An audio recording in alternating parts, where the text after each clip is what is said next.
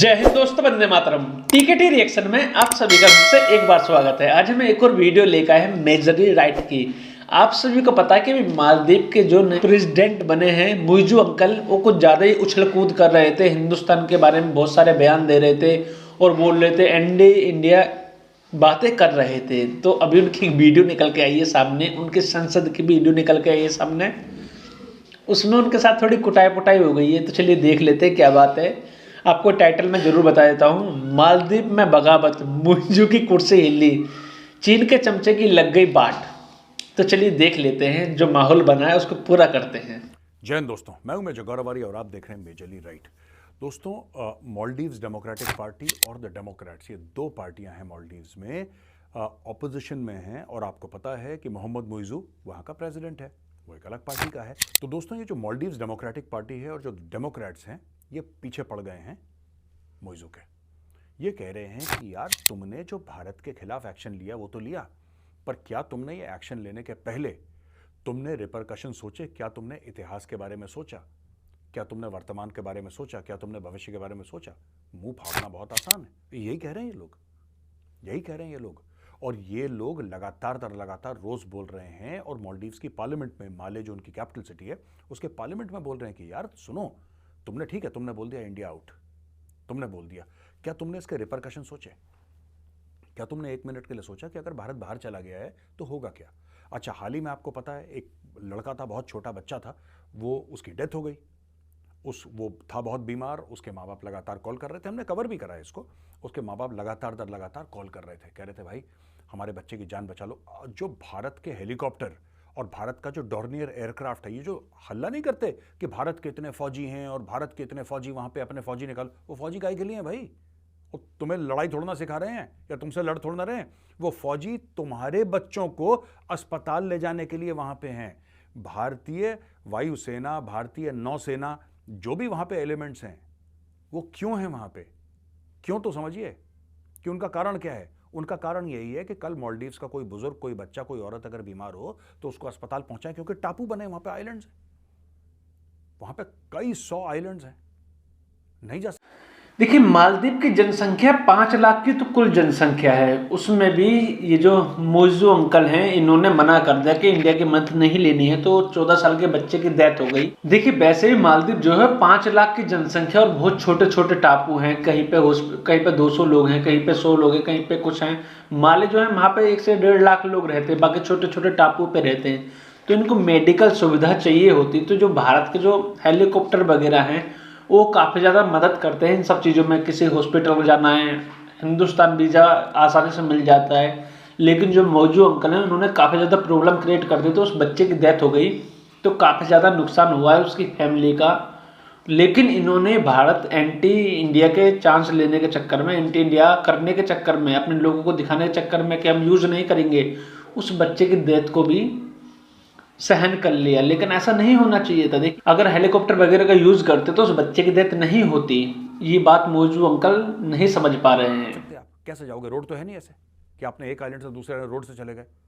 आपको चप्पू मारना पड़ेगा, और जब आपको चप्पू मारना पड़ेगा, समुद्र में पता नहीं तूफान आ रहा है, क्या हो रहा है, नहीं पहुंचा सकते आप टाइम पे, उसकी जान जा सकती है। इसलिए मालदीव्स ने रिक्वेस्ट करी। अब ये कह रहे हैं इंडिया आउट। अच्छा, वहां पे जहाज, हेलीकॉप्टर सब वेट कर रहे हैं कि बच्चा आएगा, बच्चे को उड़ा के अस्पताल ले जाएंगे, जल्दी करो जल्दी करो। यहां पे भाई ने परमिशन ही नहीं दी, मुइज़ू ने बोला हमें परमिशन नहीं देनी, इसको इंडिया की चीज हम इस्तेमाल नहीं करेंगे। ये इतना चाइना का गुलाम हो गया कि इसने बच्चे की जान जाना ठीक समझा। इसने बोला कि बच्चे की जान चली जाए कोई बात नहीं, भारत का सामान हम इस्तेमाल नहीं करेंगे। चलो कोई बात नहीं, बच्चे की जान चली गई, लोग सड़क पे आ गए। अब ये जो मालदीव्स डेमोक्रेटिक पार्टी और डेमोक्रेट्स हैं, ये इससे क्या बोल रहे हैं? ये इससे बोल रहे हैं मुइज़ू से कि भाईजान एक बात बताओ यार, तुम, छोटी सी बात, आज तक जब भी हम फंसे हैं, कौन आया हमारी मदद को? हमारे पास पैसे नहीं थे, पैसे किसने दिए? हमारे पास खाने का नहीं था, खाना किसने दिया? हमारे पास दवाई नहीं थी, दवाई किसने दी?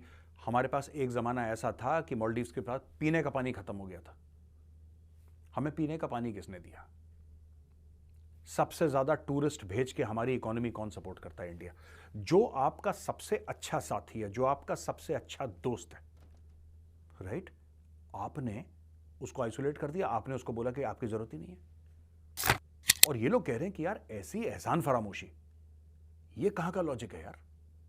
अब दोस्तों बात ये है, मैं आपको ना 2-3 बातें इसमें बताता हूँ मेजरली राइट में, आपको अच्छा लगेगा, सुनते रहिएगा एंड तक। दोस्तों जब माननीय प्रधानमंत्री लक्षद्वीप गए और लक्षद्वीप में जाके उन्होंने ये बोला कि साहब यहाँ पे आइए, आप लक्षद्वीप में आइए, उन्होंने कोई मालदीव्स की बात नहीं करी, मालदीव वालों ने दिल पे ले ली और बकवास करना शुरू, खैर वो बात की बात है। इंडिया वाले कह रहे हैं कि साहब आप जो है ना, यू कैनॉट कंपेयर, आप कंपेयर नहीं कर सकते मालदीव्स को लक्षद्वीप के साथ, आप कंपेयर कर ही नहीं सकते। मालदीव्स अलग है, मालदीव्स के पास बहुत सारे आइलैंड्स हैं, इनके पास तो आइलैंड्स ही कम है, तो आप कैसे कंपेयर कर सकते हैं? बिल्कुल बात ठीक है, लेकिन मालदीव्स के पास सिर्फ मालदीव्स है, हमारे पास लक्षद्वीप के अलावा हमारे पास अंडमान और निकोबार भी है, महाराष्ट्र के अपने आइलैंड्स हैं, तमिलनाडु के अपने आइलैंड्स हैं भैया, आप गोवा में आइलैंड्स हैं, आपके केरल में आइलैंड्स हैं, दुनिया भर के आइलैंड्स ही आइलैंड्स हैं भारत में यार। मालदीव्स है कितना, पिद्दी बराबर, कितने टूरिस्ट आते हैं मालदीव्स में आते हैं 1.7 मिलियन, 1.8 मिलियन, ठीक है, इतने टूरिस्ट आते हैं, यानी कि आप ये लगा लीजिए कि 16 लाख 18 लाख टूरिस्ट आ गए, वो बड़े खुश हो रहे, 18 लाख टूरिस्ट आ गए, ओ बल्ले बल्ले जी बल्ले बल्ले, 18 लाख टूरिस्ट आ गए एक साल में, 18 लाख टूरिस्ट, और मालदीव्स उछल रहा है एक साल में 18 लाख। आपको पता है सिर्फ 2023 में वाराणसी में कितने टूरिस्ट आए? ये भारत से पंगा ले रहा है टूरिज्म के मामले में मालदीव्स, जहां पे 18 लाख टूरिस्ट आए 2023 में, भारत में सिर्फ वाराणसी में 8 करोड़ टूरिस्ट आए। और बताओ, ओनली सिटी ऑफ वाराणसी, मैं और किसी की बात नहीं कर रहा, ओनली वाराणसी में, एक शहर में 8 करोड़ टूरिस्ट आए। अब बताओ, यही चीज समझाने की कोशिश उनकी ऑपोजिशन पार्टीज कर रही है कि बेवकूफ आदमी, तू तो हमें मरवा देगा, तूने तो चाइना से पैसे लेके अपनी जेब में डाल लिए, तू तो खुश हो गया, तूने दुबई वुबई में सिंगापुर में अपने फ्लैट खरीद लेने हैं, अपना पैसा वहां पे डाल देना है, हम लोग यहां पे मर जाएंगे। भारत के, देखिए बात यह है कि भारत के बिना इनका गुजारा नहीं चल सकता। अगर इनको ये गलतफहमी है कि चीन इनको पाल लेगा, चीन ने आज तक किसी को नहीं पाला, चीन अपने लोगों को नहीं पालता यार, चीन अपने, जब चाइना में इमरजेंसी होती है खुद के लोगों को काट देते हैं। आप इतिहास पढ़िए, माओ त्से तुंग ने, जो चाइना का हेड था, जैसे अभी शी जिनपिंग है, Mao Tse Tung was the leader of China, Mao Tse Tung की पॉलिसी की वजह से 2 करोड़ से ज्यादा चीनी मर गए, 2 करोड़ से ज्यादा, समझ रहे हैं आप? ये अपने लोगों के सगे नहीं है, इनको लग रहा है मालदीव, लग रहा है ये पालेगा चाइना में, चाइना कुछ नहीं, चाइना तुम्हें लोन देगा और तुम्हारे कुछ आइलैंड खरीद लेगा, जब तुम लोन वापस नहीं कर पाओगे तुम्हारे आइलैंड ले लेगा, वहां पे मिलिट्री बेस बनाएगा, कहानी खत्म। चाइना का सिंपल सा अपने ट्रेड रूट सिक्योर करेगा, तुम्हारी सॉवरेनिटी गई, जिसने चाइना से हाथ मिलाया उसकी सॉवरेनिटी खलास। अब दोस्तों चीन की क्योंकि बात चल रही है, अब मैं चाइना के ऊपर कुछ चीजें आपको बताना चाहता हूं। जो मालदीव वाले हैं इतने भी मूर्ख नहीं हैं, उनको पता है इंडिया का कितना बड़ा विस्तार है, कितना काम है, कितना कुछ मदद करता है इंडिया। हर साल कुछ, शायद मुझे लग रहा है पैसा भी अलग निकाल के रखता है मालदीव के नाम की, क्योंकि उसमें डेवलपमेंट करवानी पड़ रही है मालदीव के अंदर भी इंडिया को, तो सब चीज़ करवा रहा है। साथ ही साथ चाइना का सबने देख रखा है कि पाकिस्तान के साथ क्या करा है, चाइना का देख रखा कि श्रीलंका के साथ क्या करा, और भी जो अन्य मुल्क हैं जिनके साथ भी उसके अच्छे संबंध हैं उनके साथ क्या करा, अफ्रीका में क्या करा है चाइना ने, ये सब लोगों ने देखा है। लेकिन अगर सब कुछ देखते हुए आंख बंद करोगे तो उसमें गलती आपकी है। अभी जो ये मालदीव की सरकार है थोड़ी उछल रही है, लेकिन समय के साथ साथ जब इन पर कर्जा बढ़ेगा तो इनको उस समय पे समझ में आएगा कि इन्होंने कितनी बड़ी गलती कर दी है, फिर ये दोबारा से भारत के पास ही मदद मांगने आएंगे।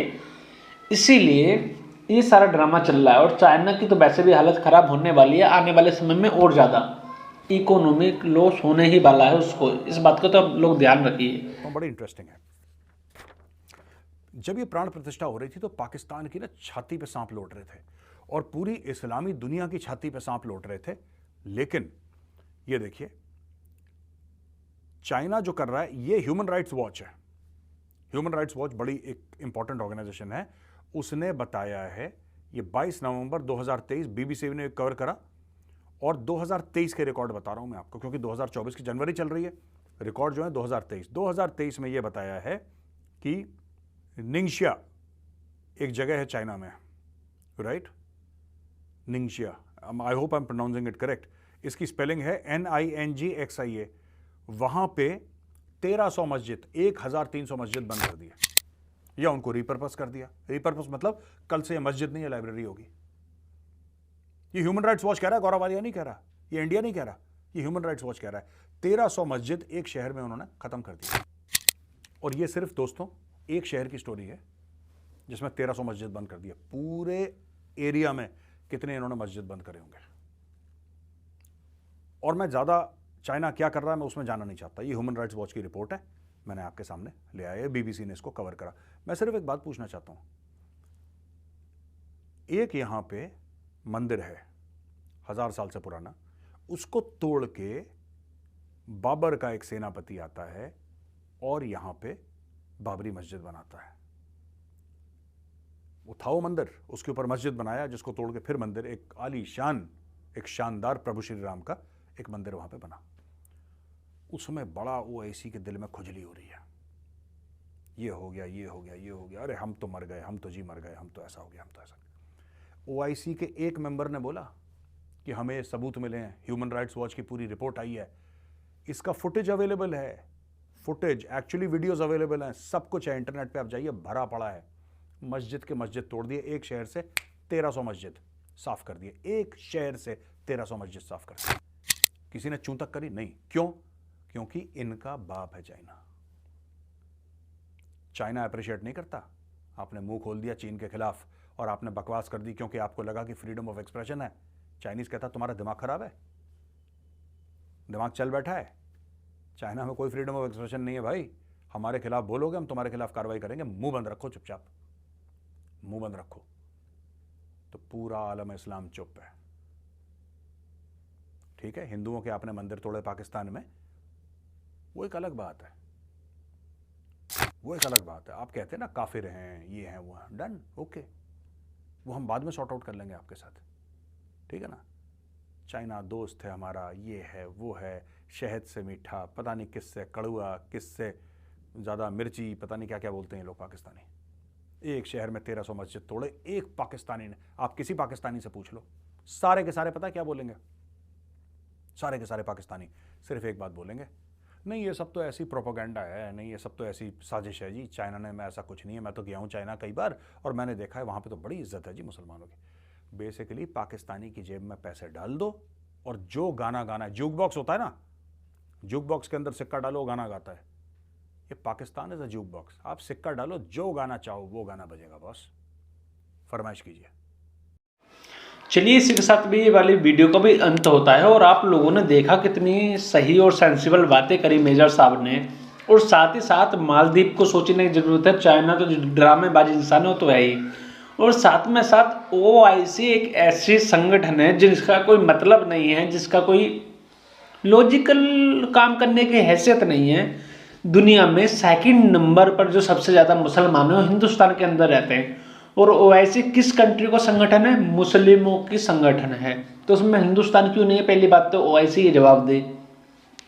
उसके बाद दूसरी बात ये निकल के आती है कि ओआईसी होता कौन है? हमारे बीच में बोलने वाला।